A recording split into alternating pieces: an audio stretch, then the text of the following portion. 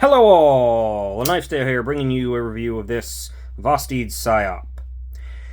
I unboxed this one a while ago, and now it's time for the full review. Now I've gotten my thoughts together and experienced it a little bit. We'll start off with specs before we get into it. Well, let's start off with a description of the knife first. You got LMAX blade steel and a drop point. You got carbon fiber contoured scales, steel liners, and a top liner lock, which is basically just a liner lock that's been moved to the back with a button that protrudes through the scales. It's on bearings, and it's pretty smooth. It's centered. There's no play, and it stayed that way. It came that way. It stayed that way. It's pretty good. It's very solid. Blade length is to the furthest point forward on the scale, 3 1/4. You could argue that if you wanted to go back here to where the blade fully disappears into the handle, about 3.5 inches. But I'd err more towards the 3 1/4, and cutting edge you only have about 2 7/8. You don't actually have a whole lot of cutting edge. Ratios are not wonderful on this. 8 inches overall, about 4 3/4 on your handle length. This has been a pretty popular knife, and for good reason. But I will say that I'm going to be a little bit hard on it here. But at the same time, I will also have to say that there's nothing bad here, right? It's not doing anything bad. There's just some decisions that strike me as odd or potentially improvable. I don't know what I'm trying to say. It's like it's all great, but it's all just off to the side a little bit, right? It's not straight down the middle. If that makes any sense at all. Size-wise, Elementum, small. Conspirator, full size. It's pretty much dead 1-for-1 with the Conspirator, but that also emphasizes and highlights how much blade you have lost with this choil and the handle being longer. It's a lot of handle. Definitely ratios are not this thing's specialty. Carry profile, I'm not going to bother with the Psyop. The Psyop is tiny and thin. It's pretty close to 1-for-1 with the Conspirator, though this is contoured. It might be the tiniest bit wider at its peak height. As you can see, it is also pretty darn 1-for-1 with the Conspirator, minus the Conspirator flipper tab. So it's definitely clearing, say, your PM2s or something like that. It's nowhere near there.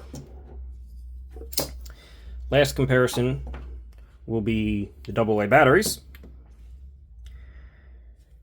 for just so anybody can get an approximate on it. 2 AA batteries are actually not even as long as the room in your handle, so you've got a pretty roomy handle.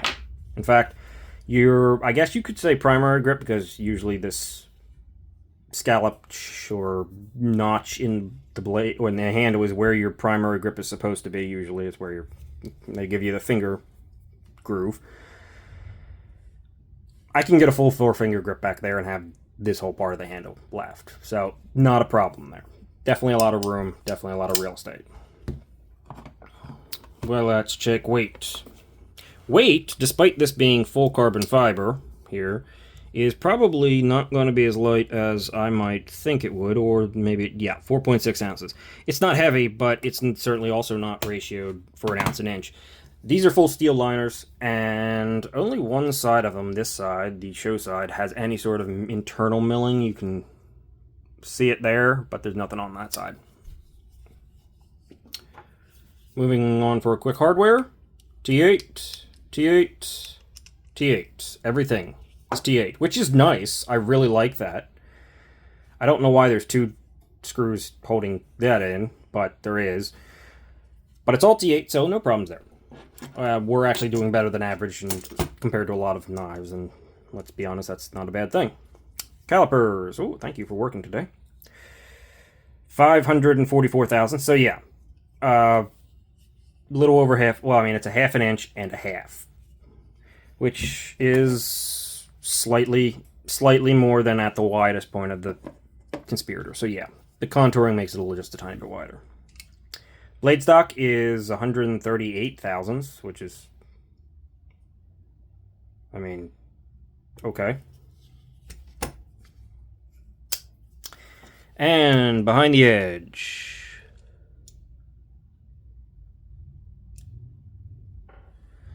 Behind the edge on the Psyop.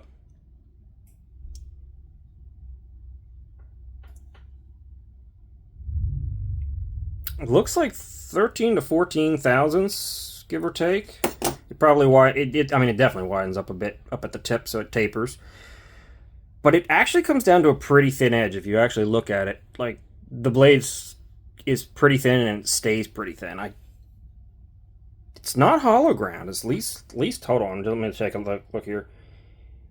It doesn't look hollow ground, right? It's just a tall flat grind that's pretty aggressive. So it gives you a ton of life, honestly. Like, you could probably get the thing all the way up to here before you start really getting into unacceptable ranges of thickness. So tons of life, and the plunge grind's way back here, so great there. That more or less does it for our specs. And since we've already started talking about plunge and stuff like that, let's move into the actual particulars of the knife. Plunge grind is great. LMAX is good. It came pretty sharp. It's decently sharp still.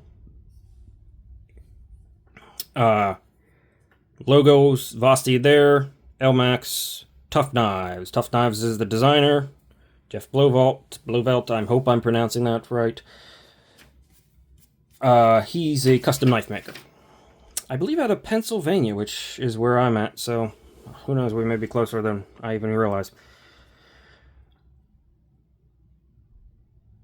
Branding is pretty minimal. I mean, it's kept mostly off the blade except for that logo, so it's not intrusive at all into the overall image of the knife. No big deal. The drop point has a lot of belly, but it's a gradual slope, or most of the belly is actually down right here where it slopes, so you get good access to the tip. You got drop point, utilitarian blade shape. Thumb hole and front flipper. The jimping back here is kind of not really jimping. It's barely there. It's texture mostly. It doesn't wrap around. Yet the angles and the way this whole shape of this knife works, yeah, the front flipper is not a problem whatsoever. It works really well. Can I even do this? Reach around? If I wasn't on the lock, yes, I could have. That could be a thing. I wouldn't necessarily do a reach around because you're kind of right on the lock.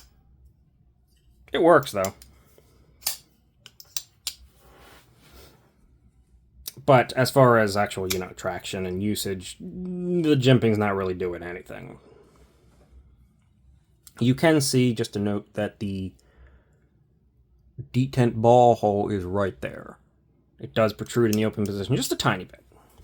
Not really a big deal. Unless you're, I guess, cutting open a bag of sand or something and you're getting grit in there. But then again, I wouldn't suggest doing that. Honestly, cutting into a bag of sand or gravel is going to probably just, if you go too deep, is going to mess up a good knife's edge anyway, because it's gravel and sand and shit. So maybe don't do that with a knife that you don't want to repair or have to immediately start addressing. That's going to wear quickly. Bearings, blade. Yes, one thing I wanted to mention, I knew I was forgetting something. The liner lock is actually quite interesting. It fits in between into this area on the tang, and it slots, in between that. So it's probably a bit stronger than your standard liner lock, where it just pushes up behind the tang. This is actually pushing into a cutout notch into the tang. So it might be a bit stronger, which is nice. Just a nice little feature. Moving on from the blade, you've got brass, I'm assuming brass, pivot collars and backspacer, again, which is kind of strange because the jimping on the brass is actually a little bit more like, this is actual grip. This has grip to it. This is much more knocked down. This is grippy. Oh, one final note on the blade. It's got like a very fine sort of satin finish. It's not the best looking satin finish ever. It's just it's a satin finish that's very kind of foggy, muddled. It's fine. Now the handle. Now we can address the handle. Ergos are really good in your primary grip. Really good, and this is where I find myself the most comfortable and the most often, right here. They are okay in the choked up position. This is kind of a trigger pull position. We're going to start getting into the peculiarities I've noticed on this thing. The design, while it's all clearly been thought out to work really well, it doesn't quite come together. I mentioned this earlier, it's just something's a little bit off. But you can't say it's actually making the knife bad or worse. It's not bad in any way. It deserves being popular, and it deserves being considered a good knife. It's quite nice. But it just doesn't come quite together in my mind. Maybe anybody can let me know if their views and opinions on this thing. But you have your primary grip, which is fine. You have this, which is super comfortable. And then you have this, which, first of all, is not particularly comfortable in the push grip position, right? You're getting right on there. It's not comfortable there. At least, unless you kind of pull back a little bit from it. No. It's just not really super comfortable in that position. You're kind of getting right in this weird angle, right? It's a hard, an abrupt change in angle. And when you're, like I said, the trigger pull, you're kind of pulling into that. So it's not the most comfortable choil in existence, right? Yet right here feels, it's like it's super comfortable. It's almost like the handle, the design of the handle is wonderful. And it's almost like the handle was not designed for a top liner lock. It was designed for a knife that was going to come all the way back. And the reason I say it's not designed for a top liner lock is because that choil is there to accommodate for the top liner lock's presence. If this knife came all the way back, and this was your choke up position, I'd say, yeah, that's clearly what was designed for. That's obviously, you've got back here, and then you got up here. This gives you just enough lift to make it obvious that you're coming up on the edge. But then they put the top liner lock in and had to take this big chunk out of the blade. And this choil just, it's good, not great. So that's where things start to go a little bit why, kind of, for me.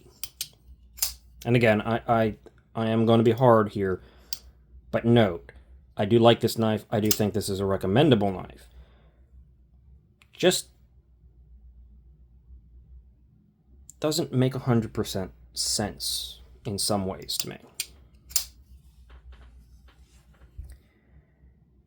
Moving on from that. I mean, of course, the contouring makes everything pretty comfortable in hand. The top, well, before we get to the top liner lock, we'll move to the clip. And the clip is something also that I kind of feel is a bit strange and something I don't love. The clip gets wider up here. And especially in the push grip, you can feel it a bit more right up there. Which, if this was just left as a parallel line popsicle stick, I don't think that would be quite as much of a problem. I mean, it's not a tall, so it's not a tall handle, so I don't know why they decided to make it flare out like this, and then, you know, cut in that scoop, which actually kind of just makes these points a little bit, not harder or uncomfortable, but a little bit more noticeable. Just a little bit. It's still very comfortable, but it's just a little bit, and that's kind of the whole theme of this thing, right? I definitely feel the clip in the back position. It almost disappears in this position unless I go into like the push grip position. Then it comes back and appears. And up here, it's mostly gone, so it's not a big deal. I'm not criticizing it. And it works really well. There's a decent amount of flex. It's a good clip. I just wonder why they decided to make it flare like that when it could have been better. I mean, there's a reason that these little Civivi clips are popular. They're titanium little clips that they sell for their knives. Because this just works. This could, for some hands, probably pose some of a bit of an annoyance. Now the actual liner lock. And the liner lock is, I love the idea, and I had a Spyderco smock, which I got rid of because I don't like the ergos on the smock. But the idea is really nice. The execution is right on the edge here. Because of the contouring, because it's, cut deeper to allow for the, I guess, for more access to the lock. But the contouring makes it so that when you push down on this thing, that's where I feel like I'm pushing down on the button and disengaging, because it feels like I've met the scale.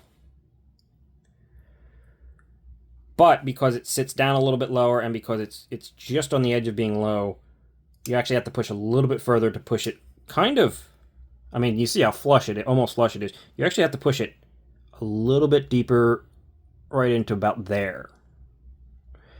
Almost into the hole itself to get it to fully release. Now, as you can see, I can do this thing pretty easily.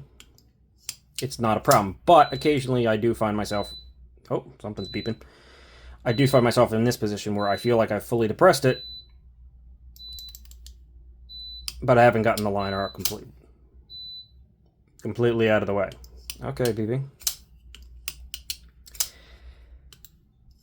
Whereas the smock, the button stuck up a little bit more and was like clearly it was very easy to know that, oh, I've actually hit the end of this and that's where the blade goes. And you don't feel like you have to maybe strain over to push a little bit deeper, or it doesn't catch you unaware like that.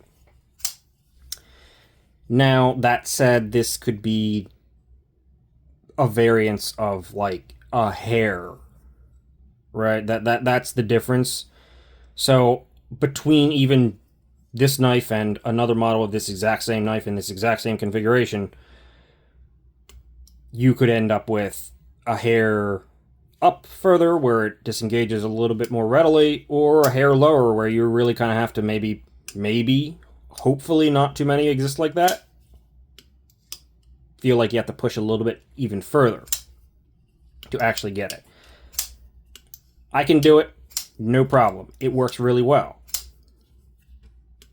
But it is something that you have to, I would suggest considering. And also it's on an angle, so you want to press up more towards the front as if possible to get as much leverage and much room to press on. If you press down here, it's already in line with the it's already almost in line with the handle or the contour of the handle, but it has to go deeper. Again, not a problem, nothing bad. It's good, in fact. It works pretty well. The D10 is great. It's smooth. It drops. I can do it really quite consistently, but it's right on that edge of being, oh, if this was any little bit shorter, I could find myself getting locked into it without getting up. I don't know if that's a problem. Maybe if other people have experienced that, they could say something. I'm just figuring it could have been a problem.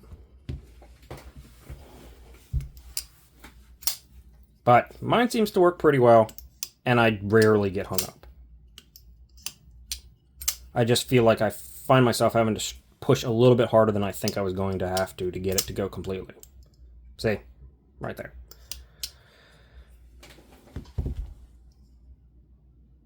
So yeah, it's again not a bad thing. No, I'm saying again a lot, but it's not, nothing's bad. It's just interesting. I feel that the overall design here, and honestly, I'd like to see them do a variant that's not a top liner lock. Just straight frame lock. Right here. Give us a little bit more for the access. Just go, I mean, not frame lock, liner lock. I mean, you could do a frame lock. It doesn't really matter. But I'd like to see a frame lock version of where you get all of this edge. Because this handle feels like this is what where your choked up position and where your almost primary position should be. This kind of feels like an afterthought up here. Give us the full edge. I want to see what that's like. Yes, I know, boring. Oh, there's a million liner locks, but I like the look of this knife. I like the overall profile of this knife. It's simple, it's clean, but it's got something going on for it. It's got some sleekness, some smoothness, some simple but nice design element to it. Maybe it's that the blade's taller than the handle and that kind of looks nice, and it feeds into this slope. I don't know. But it feels like that's what this knife should be. Here's your press, drop, liner lock. With maybe bring the blade edge all the way back to here and just do a plunge that goes straight down from there to give it almost the whole edge, or almost the whole choil as edge. I would personally like to see that. Maybe a V2, maybe an alternate, something like that. Because I think it would make more sense to me if that were the case.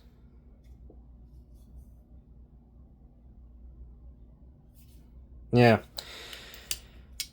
Overall, though, I really, really do like it. That's the problem. Well, it's not a problem. I'm happy with it. I'm just curious to see if I would be more happy with it if it were slightly different. And that brings us to price. The original of these things, there was a contoured one and a flat scale one in titanium, and I think they were also in Elmax, weren't they? Yeah, I'm pretty sure. They were $250. The carbon fiber variants, this one, and I think there was two others, or there was something like that, yeah. Also in Elmax, again, are also $250.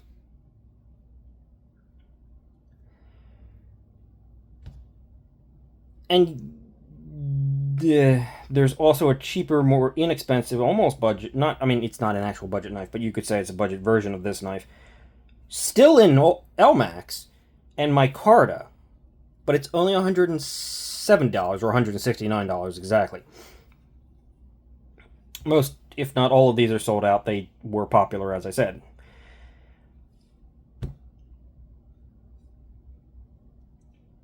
And I think those ones, the more budget, they have a budget clip on them, so I don't know how the comfort of that even goes. Maybe it's worse, maybe it's better because it doesn't flare out. Don't know.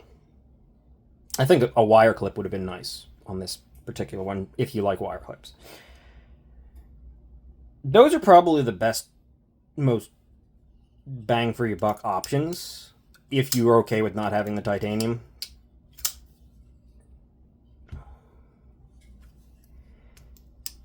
And as much as I like this, and the carbon fiber is really done excellently, no voids, it's really good, looks good, feels great, nice slight contouring going on. I actually feel like this version kind of is your least explainable for the price tag. Yes, you've got some upgrades over the $169 one. You've got the contouring. The $169 one, as far as I know, does not have that. You've got a titanium pocket clip.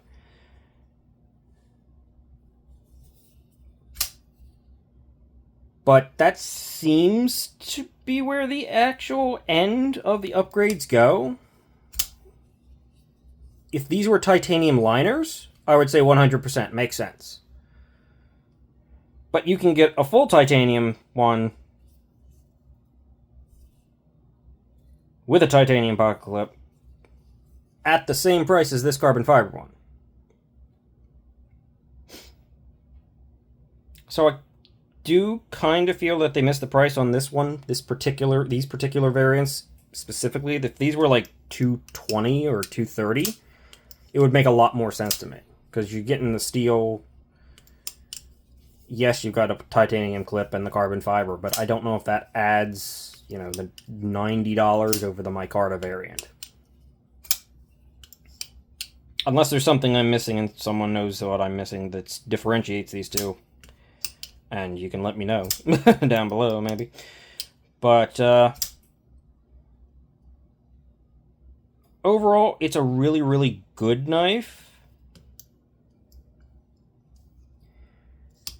that's been thought out really well.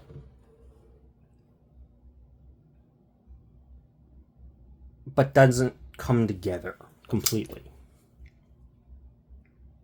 That's just my opinion.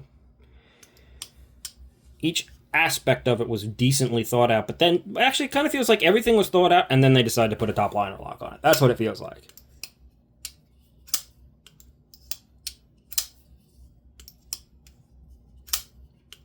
And it just so happens that the top liner lock is good enough that it keeps it being really good.